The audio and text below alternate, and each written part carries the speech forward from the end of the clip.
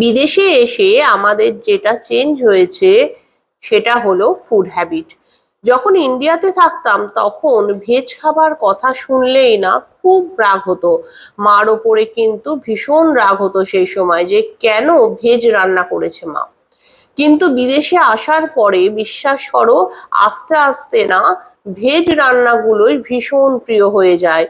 কারণ ইন্ডিয়াতে থাকতে যখন চিকেন, মাটন বা ডিম খেতাম তখন সেগুলোকেই সব থেকে বেশি টেস্টি মনে হতো। তার কাছে ভেজ খাবারকে একদমই ভালো লাগতো না। কিন্তু বিদেশে এসে যখন দেখলাম যে চারপাশে এত মিট আর এত ননভেজ খাবার দাবার, তখন কিন্তু মাঝে মাঝে স্বাদ বদলের জন্য নিরামিষ খাবারটাই বেস্ট লাগে। এবং বিশ্বাস করো, এখন এই বিউলির ডাল তো জাস্ট অমৃত লাগে গরম ভাতের সঙ্গে। ইভেন দিয়া আর সোমনাথও কিন্তু ভীষণ ভালো খায় এখন এই বিউলির ডাল। আর আমি বিউলির ডালটা কিন্তু খুব সহজ পদ্ধতিতে রান্না করি।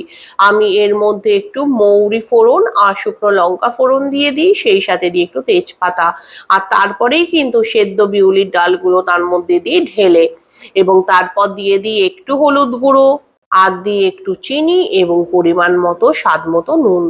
নুন আর হলুদ আর সেই সাথে লঙ্কাটা কিন্তু অবশ্যই তোমরা তোমাদের টেস্ট মতো দেবে। এটা করা ভীষণ ইজি। ও আর আমি তো বলতে ভুলেই গেছি, আমি কিন্তু এর মধ্যে একটু টমেটোও দিয়ে দিই।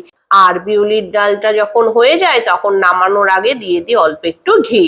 আর এখন আমার বাড়িতে বিউলির ডাল হলে সেই সাথে পোস্ত বাটাটা কিন্তু একদম ম্যান্ডেটরি। বিউলির ডাল, গরম গরম ভাত আর সেই সাথে পোস্ত বাটা, আহা!